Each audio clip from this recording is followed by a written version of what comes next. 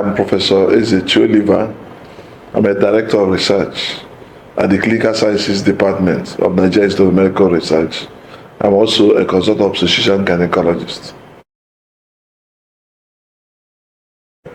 Over the years, Nigeria Institute of Medical Research have been providing cervical cancer screening services to women living with HIV/AIDS and also women who are also HIV negative and those who don't know their status. Mainly on the research aspect of it. But while conducting the research, we also provide services to people.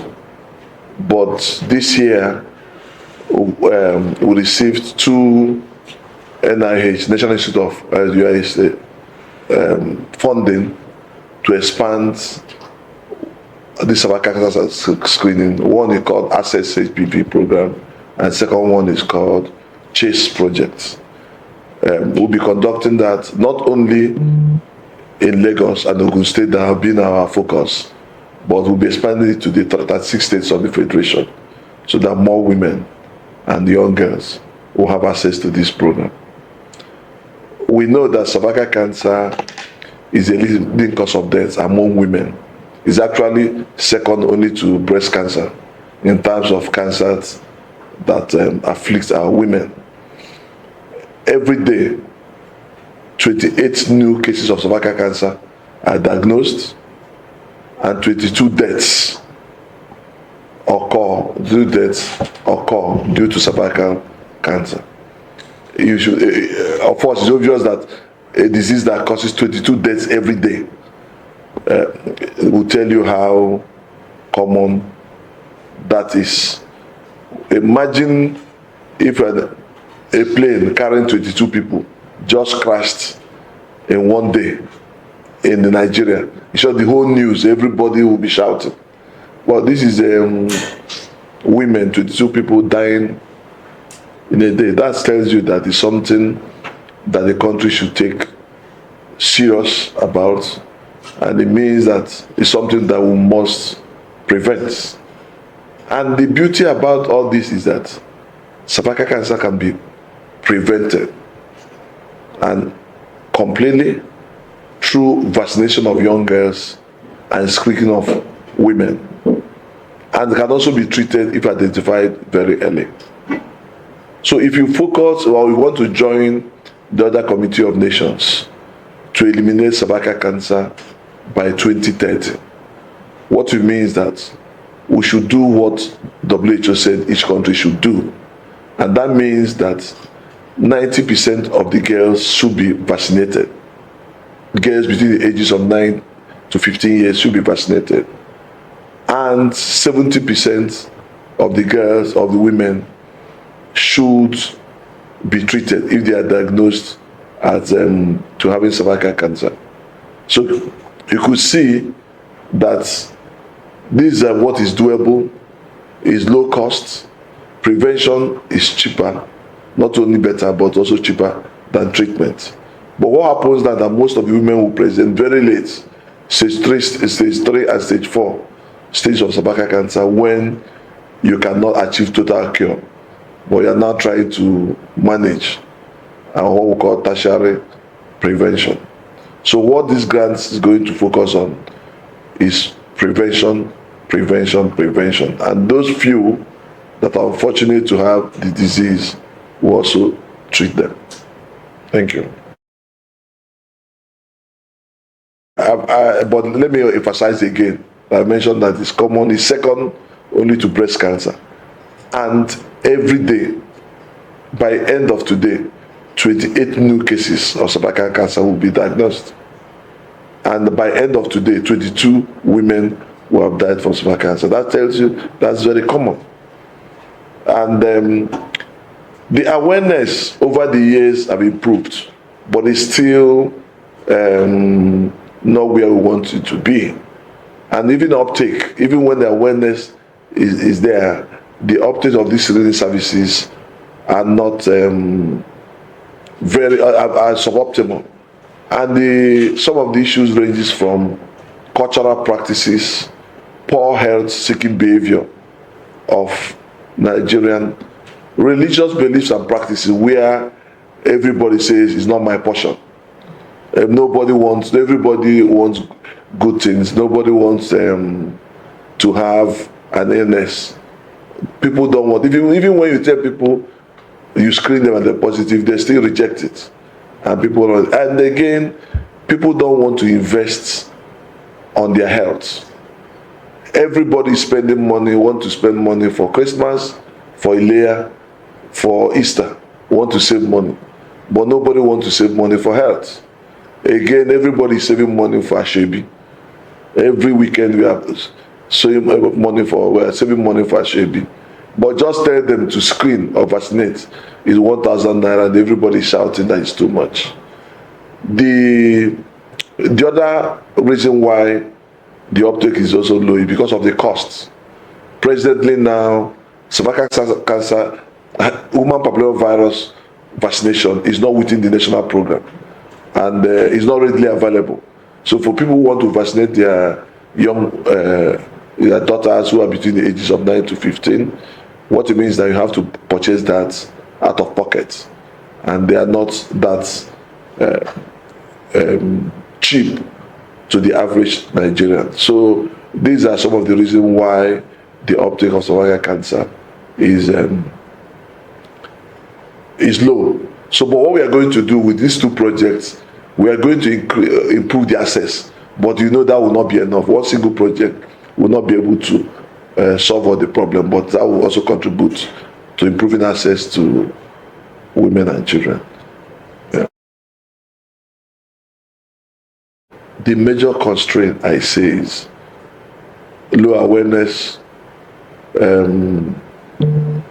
uptake of the screening and prevent human papillomavirus is also vaccine is also low. Additionally, our post-seeking behavior, especially for a disease that will not have symptoms in the early stage. We only have symptoms in the later stage. People will wait until the symptoms and pain are there, and that time is already too late. I also mentioned about cultural practices and low status of women. We know a lot of women who may want to go and do this screening, poorly educated, and in rural communities, they might not be able to afford it. They need to maybe ask their husband or relations to give them money or wait for them to agree for them to go and do this screening. And you know, again, screening involves a woman having to go to a facility and then open her legs for a health worker to collect a sample. With our culture and religion, you know, that becomes also a bottleneck to the, and some people might insist they only want females to screen them. How many female gynecologists or doctors do you have? That's the truth about it. The female gynecologists and female doctors are very few.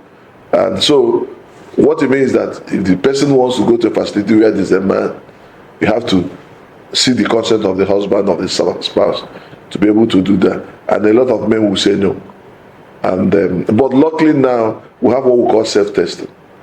What it means that the woman doesn't have to see a male doctor or a doctor to do that. Just collect the kits, go home or go to the bathroom, collect the samples and return it back. So we are hoping, and that's what we are in this new project we are proposing, hoping with that one the uptake of screening will increase. It's something like a swab, just swab, the woman can go, just bend down, put the swab, collect it, and then take it back to the health workers. So we are hoping that that will improve the access, because the women who are shy, who doesn't want to go to facility, women whose husband will not allow to come to hospital, will now collect the samples and go home and collect the sample. Of course, we know that it's women that run the home. We all know that. And so imagine when a family loses their mother, their sister, or their daughter, it's going to impact on the family. And we all know that this is a cancer that kills women about almost when they are productive both to the family, to the nation. So when the woman dies from cervical cancer, is a loss to the family, is a loss to the nation, and even to the institution. So for every Nigerian who will be like what we are doing in another program we're on, iTest, where we are in 60 local governments in the whole country, all spread out to 13 states. What we are doing to do is this one. We are going to those 60 local government and 30 states, and then we are going to increase and increase so that we can cover all the states. But you know, this grant alone cannot solve the problem of the whole country, but it's just an addition. It's just like NIMR-News contribution. Yeah, one of the things we've done in order to reach everybody, both people who had had to reach rural communities, and what we've done there. First, we had a stakeholders meeting in which we invited there were about 30-something press.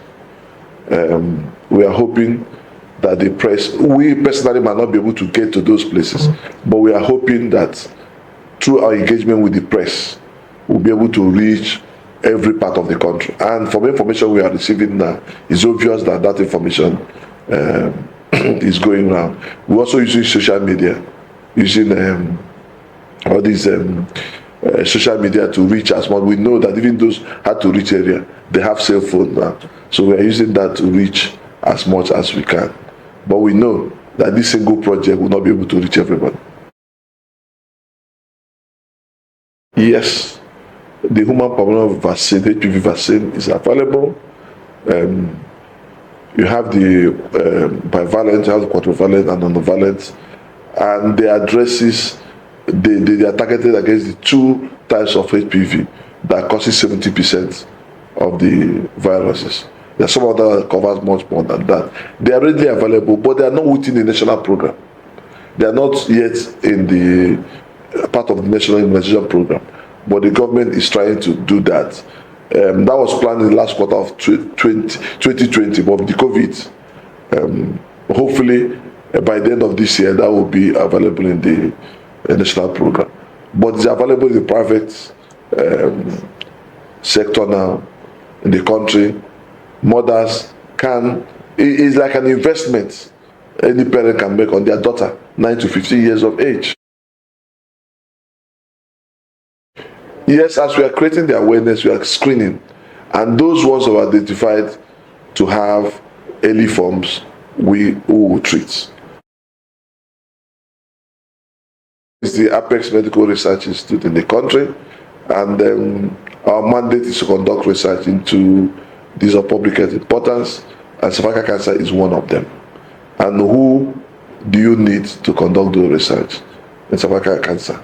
You need public health physicians, you need gynecologists, we have gynecologists here, we have public health physicians, we have nurses, we have all you need to do that. But however, we know that you cannot do that alone. So we are partnering with other like minds to ensure that we will provide both the capacity and the reach to run these services. No, if you look at it, it's something that's very easy.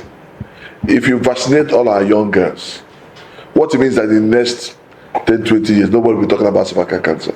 If you vaccinate all the girls 9 to 15 years of age, and then screen women 30 to 60 years of age, what it means that we identify it very early stage when it can be cured, when it can be treated and cured. Very, very easy. And that's the easiest strategy to politicians to refocus, to ensure that Nigeria joins the Committee of Nations to eliminate cervical cancer by 2030.